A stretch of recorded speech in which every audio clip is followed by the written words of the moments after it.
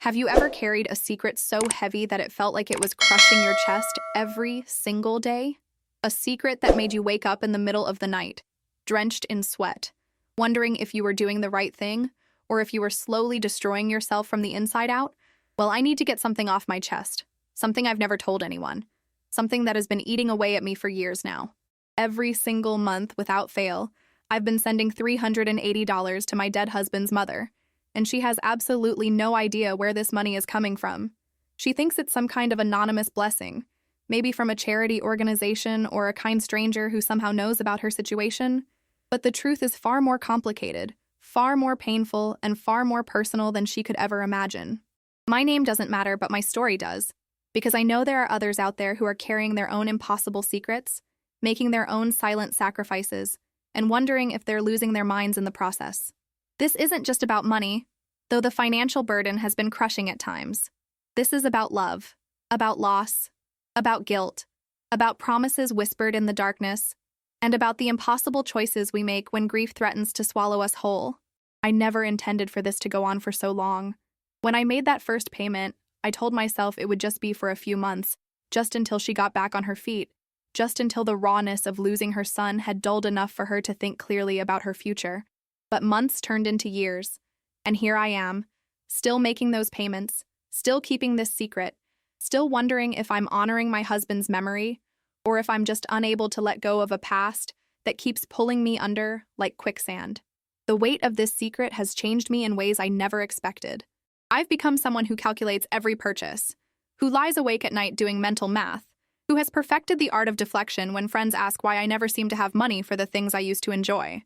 I've watched my own mother struggle and been unable to help her the way I wanted to because $380 leaves my account like clockwork on the 15th of every month, disappearing into an anonymous money order that I mail from a post office 3 towns away, so there's no chance of anyone recognizing my handwriting or connecting the dots. Do you know what it's like to live 2 lives simultaneously? To smile and nod when your mother-in-law talks about her mysterious benefactor, calling them an angel sent from heaven, while you sit there knowing that you're the one sacrificing your own financial security, your own peace of mind, your own future, all while she remains blissfully unaware. It's a special kind of torture, one that I've inflicted upon myself, and yet I can't seem to stop. Every time I think about ending the payments, I see my husband's face in my mind. I hear his voice telling me about how much he worried about his mom, how he wished he could do more for her, how he felt guilty about not being able to provide for her the way he wanted to. And then the guilt crashes over me like a wave, and I find myself at that post office again, filling out another money order, sealing another envelope, perpetuating this cycle that I both resent and desperately need to continue. The day my husband died, I felt like my entire world had been ripped apart at the seams, like someone had reached into my chest and torn out everything that made me feel alive, leaving behind nothing but a hollow shell that somehow still had to keep breathing, keep moving, keep existing in a world that suddenly made no sense at all. It was a Tuesday, which seems like such an ordinary day for something so catastrophic to happen. But I guess tragedy doesn't wait for a more convenient time or a more meaningful date. We had been married for 7 years, together for 10, and I thought we had our whole lives ahead of us. We had plans, so many plans. We were going to buy a house with a bigger backyard. We were talking about starting a family. We had even picked out names for children we hadn't conceived yet. But all of that disappeared in an instant, in one terrible phone call that started with, "Ma'am, I'm so sorry to inform you," and ended with my knees hitting the kitchen floor as the phone clattered beside me and my screams filled the apartment until the neighbors came running. He had been driving home from work, just a normal commute on a normal Tuesday evening, when a drunk driver ran a red light and hit him head-on. They told me he died instantly, that he didn't suffer, as if that was supposed to make it better somehow. As if knowing he didn't feel pain would somehow lessen the agony that was now tearing through my entire existence. The days that followed were a blur of funeral arrangements, condolence cards, casseroles from well-meaning neighbors, and a grief so profound that I wasn't sure I would survive it. I remember standing at his funeral, looking at the casket and thinking that this couldn't be real, that he would sit up any moment and tell me this was all some horrible mistake, some cosmic error that would be corrected. But he didn't sit up. He didn't come back. And I had to learn how to exist in a world where the person I loved most was just gone, vanished, reduced to memories and photographs and the fading scent of his cologne on the shirts I refused to wash. During those early weeks, his mother and I clung to each other like two drowning people trying to stay afloat. We shared our grief, our memories, our disbelief that someone so full of life could just be erased from existence. She had already lost her husband 10 years earlier to cancer, and now she had lost her only child, her son, the person she had raised and loved and sacrificed everything for. I watched her age years in a matter of days, saw the light dim in her eyes, heard the tremor in her voice when she spoke his name. And it was during one of those long, tearful nights when we sat together in her small living room, surrounded by photos of him from childhood to adulthood, that she broke down and confessed something to me that would change everything. She told me she was terrified about money, that she had been barely making ends meet even before her son died, but that he had been helping her financially whenever he could, slipping her $100 here, paying a bill there, making sure she had groceries and could keep the heat on during winter. She said she didn't know how she was going to manage now that he was gone, that her Social Security barely covered her rent, that she had medical bills piling up from her diabetes medication and her arthritis treatments, that she was already 2 months behind on her electric bill and was terrified they would shut it off. I sat there listening to her sob, this woman who had already endured so much loss, and I felt something crack open inside my chest. My husband had never told me the full extent of how much he was helping his mother. I knew he sent her money occasionally, but I had no idea it was a regular thing, that she was depending on him, that his death hadn't just taken away her son, but had also eliminated her financial safety net. The guilt that washed over me in that moment was overwhelming. Here I was, wrapped up in my own grief, my own loss, while his mother was facing not just the emotional devastation of losing her child, but also the very real terror of potential homelessness, of not being able to afford her medications, of literally not knowing how she would survive. I found myself making a promise that night, a promise I whispered to her as I held her shaking hands in mine, a promise that I would make sure she was taken care of, that she wouldn't have to worry about money, that I would do what her son could no longer do. I didn't think through the implications. I didn't calculate whether I could actually afford this long term. I just knew that in that moment, making that promise was the only way I could honor my husband's memory, the only way I could do something tangible to ease at least one aspect of the overwhelming pain that surrounded us. But here's the thing I didn't tell her, the thing that started this whole tangled web of secrecy. I didn't have the money to help her either. My husband and I had been living paycheck to paycheck ourselves. We had credit card debt, student loans, a car payment, and rent that took up most of my income. When he died, I lost not just his companionship, but also half of our household income. I was suddenly responsible for all the bills on a single salary that had barely been enough to cover my share of our expenses.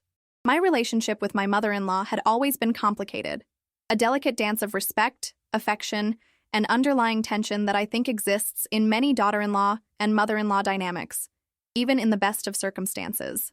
When I first started dating her son, she was polite but distant, watching me with eyes that seemed to constantly evaluate whether I was good enough for her boy, whether I would treat him right, whether I understood how precious he was.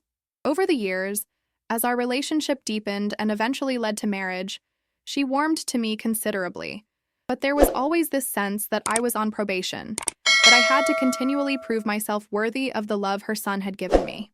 She never said anything outright, never criticized me directly, but there were these small comments, these tiny moments where I could feel her comparing me to some ideal she had in her head, some perfect woman who would have been even better for her son. Despite this underlying complexity, I genuinely cared for her, and I knew she cared for me too, in her own way. She had taught me her son's favorite recipes, shared stories about his childhood that made me love him even more, welcomed me into family traditions that went back generations. When he died, something shifted between us. We were united in our grief, two people who had loved the same man in different but equally profound ways, and that shared loss created a bond that was both beautiful and painful. But it also created something else, something I hadn't anticipated, a sense of responsibility that felt crushing in its weight. I felt like I had to be strong for her because she had already lost so much. I felt like I owed her something, owed her son something, owed the memory of our life together something that I couldn't quite articulate, but felt with every fiber of my being. When she told me about her financial struggles that night, I saw the shame in her eyes, the humiliation of having to admit to her daughter-in-law that she couldn't manage on her own, that she needed help, that she was vulnerable and scared, and I couldn't bear it. I couldn't bear to see this proud woman, who had raised a son on her own after her husband's death, who had worked 2 jobs to make sure he had everything he needed, reduced to this state of desperation. So I made that promise, and in making it, I also made a decision that would complicate everything. I decided not to tell her that the money would be coming from me.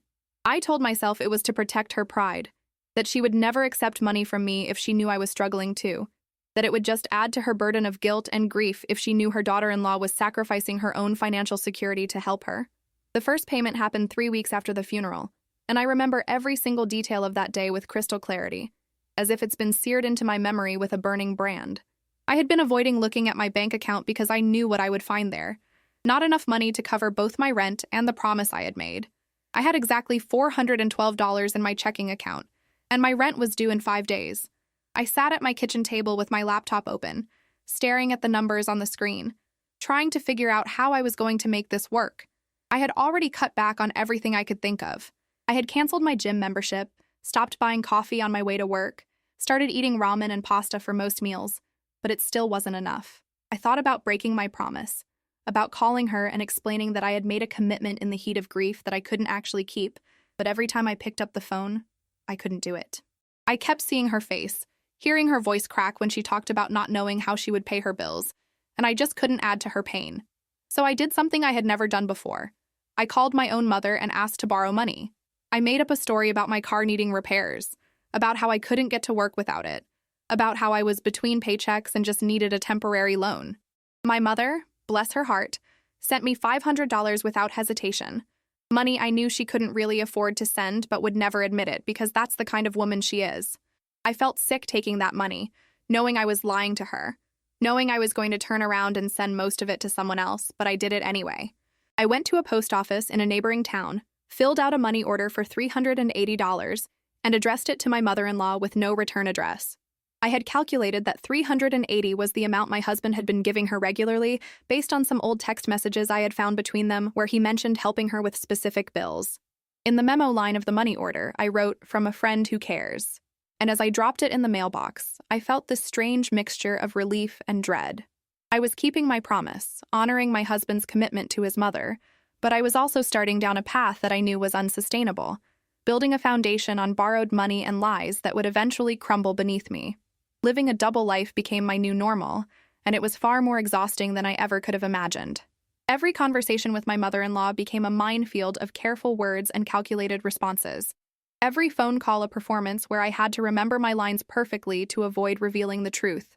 She would call me, her voice filled with wonder and gratitude, telling me about the mysterious money that kept appearing in her mailbox like clockwork every month. She would talk about how blessed she felt, how she believed her son was somehow sending this help from beyond the grave, how she had prayed for a miracle and God had answered. And I would listen, making appropriate sounds of amazement, asking questions about how she was using the money, feeling my stomach twist into knots with every word of her innocent joy. The lying became second nature after a while, which disturbed me more than I wanted to admit. I became skilled at deflection, at changing the subject, at creating elaborate stories to explain why I couldn't afford things or why I was always declining invitations to go out with friends. When my coworkers asked if I wanted to grab lunch, I would claim I had brought food from home or wasn't feeling well. When my friends wanted to plan a weekend trip, I would invent excuses about work obligations or family commitments. I watched my social circle shrink because maintaining friendships required a level of honesty and availability that I simply couldn't provide anymore. The financial juggling act became increasingly complex and precarious. I started using credit cards to cover basic expenses, telling myself I would pay them off as soon as I got a raise or a bonus or some windfall that never materialized. I picked up extra shifts at work whenever possible, arriving early and staying late, sacrificing my mental health and physical well-being on the altar of this commitment I had made. I sold things I owned, jewelry my husband had given me, electronics I no longer used, furniture that wasn't essential, all to keep those monthly payments going out without fail. There were months when I had to choose between buying groceries and paying my internet bill, months when I walked to work to save gas money, months when I kept my apartment so cold in winter that I could see my breath because I couldn't afford to turn up the heat. And through it all, I kept sending that money order, kept making that trip to the post office 3 towns away, kept maintaining the fiction that everything was fine, that I was managing, that I wasn't slowly drowning in debt and despair. The financial struggles were brutal and unrelenting, a constant pressure that never let up, never gave me a moment to breathe or feel secure. I started having nightmares about bills, about eviction notices, about debt collectors showing up at my door. I would wake up in the middle of the night calculating numbers in my head, trying to figure out which bill I could let slide for another week, which expense I could eliminate, how many days I could stretch a box of pasta. My credit card debt climbed higher and higher, the interest rates eating away at every payment I managed to make, creating a hole that just kept getting deeper no matter how hard I worked to climb out of it. I started getting migraines from the stress, tension headaches that would last for days, leaving me barely functional, but still having to show up to work with a smile and pretend everything was fine. I lost weight because I was skipping meals regularly, telling myself I wasn't hungry when really I was just trying to make my food budget stretch further. My clothes started hanging off me, and people at work commented on how thin I was getting, but I would laugh it off and claim I was just eating healthier or exercising more, when the truth was I was simply going without. There were moments of desperate creativity where I found ways to make money on the side, taking on freelance projects late into the night after my regular job, selling handmade crafts online, doing odd jobs for neighbors on weekends. Every extra dollar I managed to scrape together went toward either my mounting debt or that monthly payment to my mother-in-law, and I started to feel like I was on a treadmill that kept speeding up while I struggled to keep pace. The sacrifices extended beyond just money. I sacrificed my health, ignoring symptoms that should have sent me to a doctor because I couldn't afford the copay. I sacrificed my social life, becoming increasingly isolated because I couldn't participate in activities that cost money, and I was too ashamed to admit why. I sacrificed my peace of mind, lying awake at night consumed by anxiety about how long I could keep this up. What would happen when everything inevitably fell apart? Have you ever felt like you're watching yourself make terrible decisions but you're somehow powerless to stop? That's where I found myself, trapped in a pattern I had created, unable to see a way out that didn't involve either breaking my promise to my dead husband or completely destroying my own financial future. The moments of doubt crept in gradually at first, then became more frequent and more insistent. Little voices in my head questioning everything I was doing, everything I had committed to, everything I was sacrificing. I would be standing at the post office, money order in hand, and suddenly I would freeze, wondering what the hell I was doing, why I was sending money I didn't have to someone who didn't even know it was coming from me. What was the point of this sacrifice if she didn't know about it, didn't know that her daughter-in-law was going without so she could have peace of mind? Was I doing this for her? Or was I doing it for myself, to ease some guilt I felt about still being alive when my husband wasn't? To feel like I was keeping him alive in some small way by continuing his legacy of caring for his mother. The questions plagued me, especially late at night when I couldn't sleep because I was too stressed about money or too consumed by grief or too confused about what I was doing with my life. I started having conversations with my husband in my head, asking him if this was what he would have wanted, if he would have approved of me sacrificing my own well-being to this extent, if he would be proud or horrified by what I was doing. There were times when I was absolutely certain I should tell my mother-in-law the truth, when I had my phone in my hand and her number pulled up, ready to have the conversation that would end this charade. I would rehearse what I would say, how I would explain that I had been the anonymous benefactor all along, how I wanted to honor her son's commitment to her, but that I was struggling and needed her to know the truth. But then I would think about how she would react, how she would feel guilty, how she would insist I stop sending the money even if she desperately needed it, how our relationship would change once she knew I had been lying to her for so long. And I would put the phone down, paralyzed by the fear of how the truth would alter everything between us. There was one particular night, about 2 years into this arrangement, when I hit what I thought was rock bottom. I had just gotten a notice from my landlord threatening eviction if I didn't pay my overdue rent within 3 days. I had maxed out my last available credit card trying to buy groceries, and I had $53 in my checking account with another week until payday. I sat on my bathroom floor and cried until I had no tears left, until my throat was raw and my eyes were swollen shut, and I seriously considered ending the payments right then and there.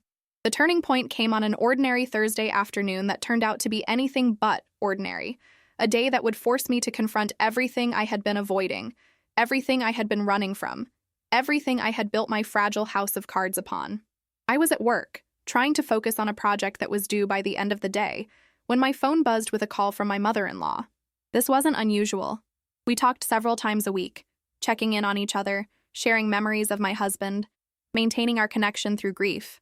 But something in her voice when I answered was different, a tremor of excitement mixed with something else I couldn't quite identify. She told me she needed to see me right away, that she had something important to discuss, and could I please come over after work. The urgency in her tone made my stomach drop, and all I could think was that somehow she had found out, that the secret I had been guarding so carefully for over 3 years was about to be exposed. I spent the rest of the workday in a state of barely controlled panic, my mind racing through every possible scenario, every way this could go wrong, every consequence I would face.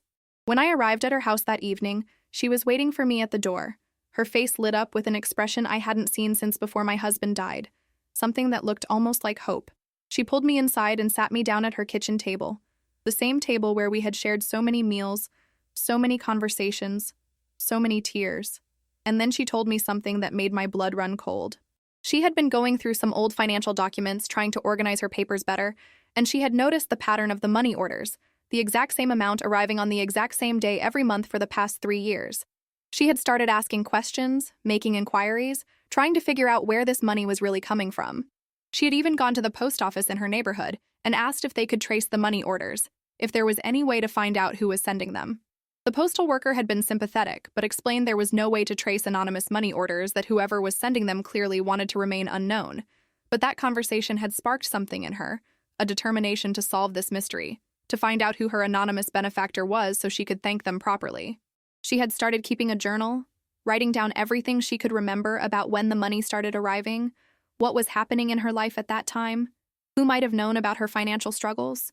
And then she told me something that made my heart stop completely. She was planning to hire a private investigator. She had been saving up money from the anonymous payments themselves, setting aside a little bit each month, and she now had enough to hire someone to track down the source of the money orders. She was convinced that finding this person and thanking them was something she needed to do, that she couldn't continue accepting this generosity without expressing her gratitude, that not knowing who was helping her was eating away at her conscience. I sat there listening to her explain all of this, and I felt my entire world tilting on its axis. Everything I had worked so hard to keep hidden, every sacrifice I had made in secret, every lie I had carefully constructed was about to come crashing down around me.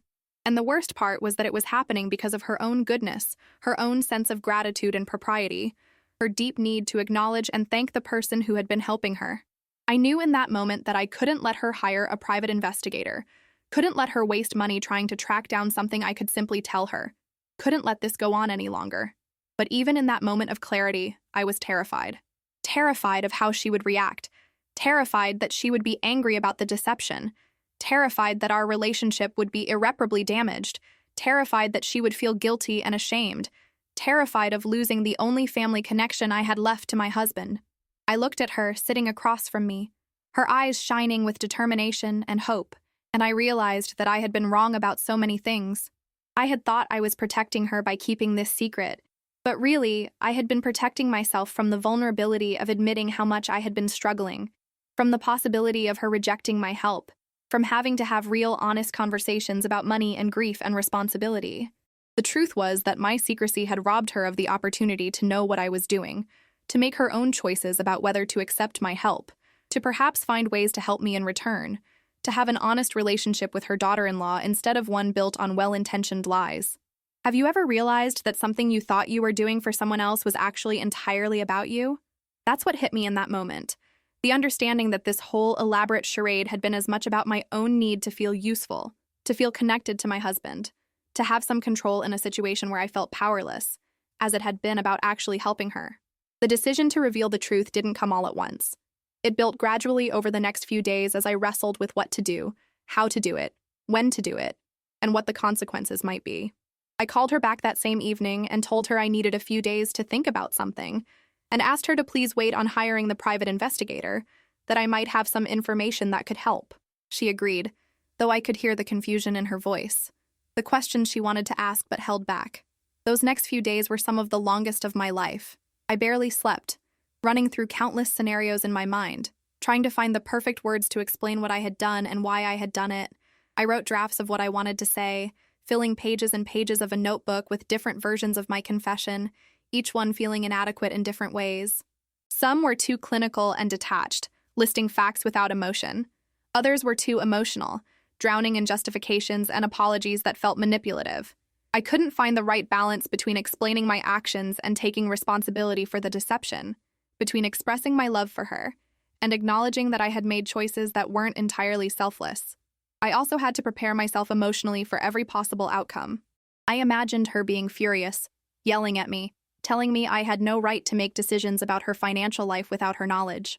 I imagined her being devastated, feeling guilty that I had been struggling while she accepted money she didn't know was coming from me.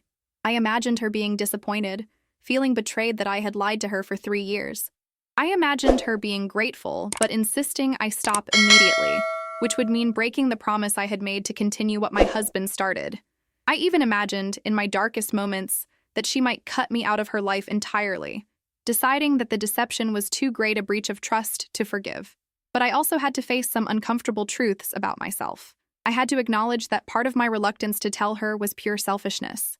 The secret payments had become part of my identity, my way of staying connected to my husband, my personal memorial to him that no one else knew about. Telling her would mean giving up that private connection, sharing something that had been mine alone, admitting that I wasn't managing as well as I wanted everyone to believe. I had to confront the fact that I had made myself a martyr in this situation, suffering in silence while simultaneously feeling a twisted sort of pride in my suffering, as if the pain and sacrifice somehow proved how much I had loved my husband and how committed I was to honoring his memory. I also knew I had to be completely honest about my financial situation, which meant facing just how bad things had gotten. I sat down and compiled all my debts, all my overdue bills, all the numbers I had been avoiding looking at directly for months. The total was staggering and shameful. I had accumulated over $30,000 in credit card debt. I was 3 months behind on my rent. I had medical bills from an emergency room visit I had been ignoring, and I had borrowed money from friends and family that I had no realistic plan to pay back. Seeing it all laid out in black and white was horrifying, but also somehow clarifying. I had been living in denial, telling myself I was managing, that I was making it work, that the sacrifices were worth it. But the reality was that I had been slowly destroying my own financial life while trying to protect someone else's, and that wasn't sustainable or healthy or even truly helpful. I realized that if I continued on this path, I would eventually reach a point where I couldn't help her anymore anyway, because I would have completely collapsed under the weight of my own debt and obligations. And what good would that do anyone? I thought about what my husband would actually want if he could see what I had been doing. Would he really want me to sacrifice my own well-being to this extent? Would he want me to go into debt, to struggle, to lie to his mother and my own family, all in the name of honoring his memory? Or would he want me to be honest, to ask for help when I needed it, to build a life that honored his memory by taking care of myself and being truthful in my relationships? I knew the answer, even though accepting it meant admitting that my grand gesture of secret support had been misguided from the start. The truth was that my husband had been open with me about helping his mother. He hadn't hidden it or made it some secret mission. He had talked to me about it, included me in decisions about when he could afford to help and how much to send. By keeping my continuation of his support a secret, I hadn't been honoring what he did. I had been doing something entirely different, something that came from my own unprocessed grief and guilt rather than from a clear understanding of what would actually be most helpful. On a rainy Sunday afternoon, exactly 1 week after my mother-in-law had told me about her plan to hire a private investigator, I drove to her house with my hands shaking on the steering wheel and my heart pounding so hard I thought it might burst through my chest. I had called her that morning and asked if I could come over, told her I had something important to discuss, and she had agreed with a warmth in her voice that made me feel even worse about what I was about to reveal. I brought with me a folder containing copies of every money order receipt I had saved, a timeline of the payments I had made, and a written explanation of everything I had done and why, just in case I lost my nerve and couldn't get the words out verbally. When I arrived, she had made tea and set out cookies, small gestures of hospitality that felt like knives in my heart because she had no idea what was coming. We sat in her living room, the same room where photographs of my husband smiled down at us from every surface, and I took a deep breath and began to speak. I told her everything, starting with that night after the funeral when she had confessed her financial fears and I had made my promise. I told her about the first payment, about how I had borrowed money from my own mother to make it happen. I told her about the years of secret payments, the post office 3 towns away, the anonymous money orders with no return address. I told her about the financial struggles I had hidden from her, the debt I had accumulated, the sacrifices I had made, the lies I had told to keep the secret. I told her about my own mother's money that I had used, about the credit cards I had maxed out, about the meals I had skipped and the bills I had let slide. And I told her why I had done it all, about my desperate need to honor my husband's memory, to do what he could no longer do, to feel like I was still connected to him in some tangible way. I told her about my fear that she would refuse my help if she knew it was coming from me, about my worry that she would feel guilty, about my own complicated mix of love and duty and grief that had driven every decision. The words poured out of me in a rush, years of pent-up truth spilling into the space between us. And when I finally finished, when I finally looked up at her face to see her reaction, I found her sitting very still with tears streaming down her cheeks and an expression I couldn't quite read. What happened next was not what I expected at all, and it taught me something profound about making assumptions about other people's reactions and underestimating the capacity for grace and understanding that exists even in the most complicated relationships. My mother-in-law didn't yell at me or express anger or disappointment. Instead, she stood up from her chair, crossed the room, and pulled me into an embrace so tight I could barely breathe, and she held me there while we both cried, our tears mixing together, just as they had on the night of the funeral 3 years earlier. When she finally pulled back and looked at me, her hands holding my face gently, she said something that broke me open in an entirely different way. "You foolish, beautiful girl. You've been suffering all this time and I had no idea. Why didn't you tell me? Why didn't you trust me with the truth?" And in that moment, I realized that my assumption that she would be too proud to accept help from me, too ashamed to know I was struggling because of her, had been just that, an assumption. I had never given her the chance to decide for herself how she would react, what she would want, what she could offer in return. I had robbed her of her agency and her dignity by making decisions about what she could or couldn't handle without ever actually asking her. She made me sit back down, and then she began to speak, and what she told me opened up a perspective I had never considered. She explained that she had known for a long time that something was off with me, that I seemed stressed and tired, that I had lost weight and seemed to be struggling. She had worried about me but hadn't known how to bring it up, hadn't wanted to pry or make me feel worse by pointing out that I didn't seem okay. She said she had felt guilty about leaning on me emotionally after my husband's death, about how much she had shared with me about her own grief and fears, and she had been trying to give me space while also staying connected. And then she told me something that absolutely floored me. She had been setting aside money from the anonymous payments, not just to hire a private investigator, but to create a savings account to give to me when the time was right. She had noticed that I never seemed to have money for extras, that I had stopped doing things I used to enjoy, and she had wanted to help me but didn't know how without offending me or making it seem like she was pitying me.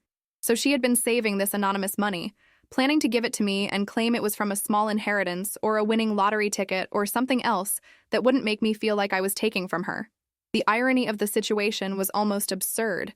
I had been secretly sending her money while struggling financially, and she had been secretly saving money to give back to me because she was worried about my financial situation. We had both been operating from love and concern, both making assumptions about what the other could handle or accept, both keeping secrets that we thought were protecting the other person. And in doing so, we had both ended up more isolated and burdened than if we had just been honest from the beginning. That realization led to the most honest conversation we had ever had, a conversation that went deep into the night and covered not just money but grief, expectations, pride, love, and the complicated dynamics of family. She told me that she didn't want me to send her money anymore, not because she didn't appreciate it or need it, but because she couldn't bear the thought of me sacrificing my own well-being for her sake. She said that her son wouldn't have wanted that he would have been horrified to know I was going into debt and struggling because of a promise I had made in grief. She reminded me of how he used to talk about our future together, about the plans we had made, and she said that honoring his memory meant building a good life for myself, not destroying myself financially in his absence. But then she made a proposal that surprised me. Instead of me sending her money or her saving money for me, what if we helped each other? What if we were honest about our respective financial situations and worked together to find solutions that didn't involve either of us suffering in secret? She suggested that she could move to a smaller, less expensive apartment, which would reduce her rent and utilities. I could help her with the move and with setting up her new place. She could start looking into additional assistance programs for seniors that she had been too proud to apply for before. And I could stop sending her money and instead focus on paying down my debt and getting myself back on solid financial ground. She even offered to let me move in with her temporarily if it would help me save money and get out of debt faster, an offer that came from such a place of love and practicality that it made me cry all over again. We talked about how we could be there for each other in ways that didn't involve secret sacrifices, how we could honor my husband's memory by being honest and supportive rather than by hiding our struggles and trying to solve everything alone. What this conversation revealed to me was something I had lost sight of in my grief and determination. that relationships are supposed to be reciprocal, that allowing someone to help you is sometimes just as important as helping them, that honesty and vulnerability are more valuable than self-sacrifice built on secrets. Looking back now on this entire experience, with the clarity that comes from time and truth and healing, I can see so many things I wish I had done differently. So many lessons I learned the hard way that I want to share with anyone who might be going through something similar. First and foremost, I learned that grief makes us do things that don't always make sense, that seem logical and necessary in the moment but may not be sustainable or even truly helpful in the long run. When we're drowning in loss, we grasp at anything that makes us feel like we have some control, some way to make meaning out of the meaninglessness, some action we can take that feels productive and purposeful. For me, that action was the monthly payments to my mother-in-law, but for others, it might be something entirely different. The key lesson here is to give yourself grace for the decisions you make in the immediate aftermath of loss, but also to revisit those decisions periodically and ask yourself if they're still serving their intended purpose, or if they've become more about your need to maintain a connection to the person you lost than about actually helping anyone. I also learned that secrets, even well-intentioned ones, almost always create more problems than they solve. I had convinced myself that keeping my financial support anonymous was protecting my mother-in-law's pride and preventing her from feeling guilty. But what it actually did was rob both of us of the opportunity for honest connection and mutual support. It created isolation, where there could have been intimacy, burden, where there could have been shared responsibility, and misunderstanding, where there could have been clarity. If I could go back and do it all over again, I would have been honest from the beginning. I would have said, I want to help you the way my husband did, but I'm also struggling financially myself. Can we figure this out together? That one moment of vulnerability could have saved both of us years of unnecessary suffering and secrecy. Another crucial lesson was about the difference between honoring someone's memory and losing yourself in the process. My husband was a generous, caring person who wanted to take care of his mother, and I wanted to continue that legacy. But he also wanted me to be happy, to build a good life, to take care of myself. By sacrificing my own financial security and mental health to the extent that I did, I wasn't honoring his memory. I was actually doing something he would have been deeply unhappy about. True honoring of someone's memory means taking the values and love they represented and applying them in a balanced, sustainable way that enhances your life rather than diminishes it. The months following my confession to my mother-in-law brought changes I never could have anticipated, changes that were sometimes difficult and uncomfortable, but ultimately healing and transformative. We did move forward with her plan to find a smaller apartment, and I helped her sort through decades of accumulated possessions, a process that was emotionally exhausting but also cathartic. We found photos and letters and mementos of my husband that we had never seen before, and we spent hours going through them together, sharing memories and tears and laughter. The move reduced her monthly expenses significantly, and between that and successfully applying for some assistance programs she had previously been too proud to consider, she achieved a level of financial stability she hadn't had in years. She didn't need regular financial support from me anymore, which lifted an enormous weight off my shoulders. I focused on getting my financial life in order, which was a long and often humiliating process. I had to be honest with my own mother about what I had used her money for, and that conversation was one of the hardest things I've ever done. She was hurt that I had lied to her, but she was also worried about the extent of the debt I had accumulated. She helped me set up a realistic budget and payment plan, and she even helped me find a financial counselor who specialized in debt management. I took on a second job for a while, working evenings and weekends, and I put every extra dollar toward paying down my credit cards. It took almost 2 years, but I finally got myself to a point where I wasn't living paycheck to paycheck, where I could afford to eat properly and keep my apartment warm in winter, where I didn't wake up every morning with a knot of anxiety in my stomach about money. My relationship with my mother-in-law deepened in ways I never expected once the secrets were gone, and we could be fully honest with each other. We still talked several times a week, but now our conversations included real discussion about our lives, our challenges, our feelings, without the performance and deflection that had characterized our interactions during the years of secret payments. She became not just my connection to my dead husband, but a genuine friend and support in her own right. We started having regular dinners together, sometimes at her place and sometimes at mine, and we developed new traditions that honored my husband's memory, while also acknowledging that we were both still alive and needed to build lives that had meaning beyond just grief. I also learned something important about the nature of promises made in grief. That promise I had made to my mother-in-law on the night she confessed her financial fears was made with the best intentions, but it was made by a person who was not in her right mind, who was overwhelmed by loss and desperate to find some way to make the unbearable bearable. Promises made in such circumstances shouldn't be considered binding in the same way as promises made in moments of clarity and stability. It's okay to revisit those promises, to acknowledge that you made a commitment you're not able to keep, to renegotiate terms that work better for everyone involved. That doesn't make you a liar or a failure. It makes you human, capable of recognizing your limitations and making adjustments accordingly. Now, several years removed from that rainy Sunday when I finally told my mother-in-law the truth, I can honestly say that the relief of living without that secret is worth more than any amount of money or any sense of martyrdom I got from the years of hidden sacrifice. My financial situation is stable now, not luxurious, but manageable. My mother-in-law is doing well, living in her cozy apartment and actively involved in her community. We still talk about my husband regularly, but now we can also talk about our own lives, our own challenges and joys, without everything being filtered through the lens of loss and secrecy. I've even started dating again, something I never thought I would do. And my mother-in-law has been nothing but supportive, telling me that her son would want me to be happy and to build a new life while still cherishing the memories of the life we had together. I think about those 3 years of secret payments often, not with regret exactly, but with a kind of bemused wonder at the elaborate structure I built to avoid having one honest conversation. I think about all the energy I expended keeping track of lies, maintaining secrecy, juggling finances, when I could have just said, I'm struggling too, but I want us to help each other. I think about how much closer my mother-in-law and I could have been during those years if we hadn't both been hiding our concerns and struggles from each other. But I also try to give my past self compassion because she was doing the best she could with the tools and understanding she had at the time. Grief is a powerful force that can distort our judgment and make us do things that seem absolutely necessary in the moment, but may not make sense from the outside or even to our future selves. So to anyone out there who is reading this or listening to this and recognizing parts of their own story in mine, I want you to know a few things. First, whatever secret you're carrying, whatever burden you're shouldering alone, whatever sacrifice you're making that nobody knows about, please consider the possibility that honesty might be a better path forward than continued secrecy, even if honesty feels terrifying. Second, if you're making promises or commitments in the immediate aftermath of grief or trauma, give yourself permission to revisit those commitments once you're in a clearer headspace. You don't have to keep every promise you made when you were barely holding yourself together.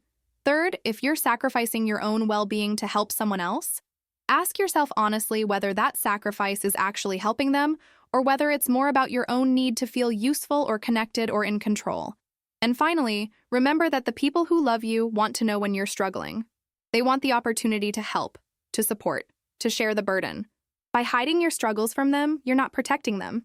You're robbing them of the chance to show up for you the way you're trying to show up for them. Have you ever kept a secret that you thought was protecting someone but was actually just isolating you both? Have you made sacrifices that seemed noble at the time but were actually unsustainable? Have you found yourself trapped in a pattern of your own making, knowing it's not working but not knowing how to stop? I would love to hear your stories in the comments below because sharing these experiences is how we help each other navigate the impossible situations that grief and loss can create. If this story resonated with you, if it touched something in your heart, or made you think about your own relationships and the ways you handle difficulty, please take a moment to leave a like on this video. Your likes help this story reach other people who might need to hear it, who might be going through their own version of secret struggles and need to know they're not alone. And if you haven't already, please subscribe to my Truth Revealed Tales, because this channel is dedicated to sharing real stories of complicated human experiences, the messy realities of love and loss and family and sacrifice that don't always have neat, tidy endings but are full of truth and meaning nonetheless. Hit that notification bell so you don't miss future stories that might speak to your own experiences or help you understand the experiences of people you love. The comments section is a judgment-free zone where you can share your own experiences with financial struggles, with keeping secrets, with the complicated dynamics of in-law relationships, with making promises in grief that became too heavy to carry. I read every comment, and I'm continually amazed by the wisdom and compassion and honesty that this community brings to these discussions. Remember, understanding these complex emotional and financial situations is crucial because so many of us are navigating similar challenges without realizing how common they are. We think we're the only ones struggling, the only ones making questionable decisions, the only ones trapped in patterns of secrecy and sacrifice. But the truth is that these experiences are far more universal than we realize. By talking about them openly, by sharing our stories without shame, we create space for others to do the same. And that's how healing begins. Thank you for taking the time to listen to my story, to witness this confession that I carried alone for far too long. Thank you for being part of this community where truth is valued over perfection, and where we can all acknowledge the beautiful, complicated, sometimes misguided ways we try to love each other through loss. If my story has taught me anything, it's that honesty and vulnerability are not weaknesses, but rather the foundations of genuine connection, and that sometimes the bravest thing we can do is admit we need help, admit we made mistakes, admit we're human. Please take care of yourselves, be honest with the people you love, and remember that it's never too late to tell the truth and start building something better, something more sustainable, something based on mutual support rather than secret sacrifice. Until next time, thank you for watching My Truth Revealed Tales. And remember that your story, whatever it is, deserves to be told with honesty and compassion.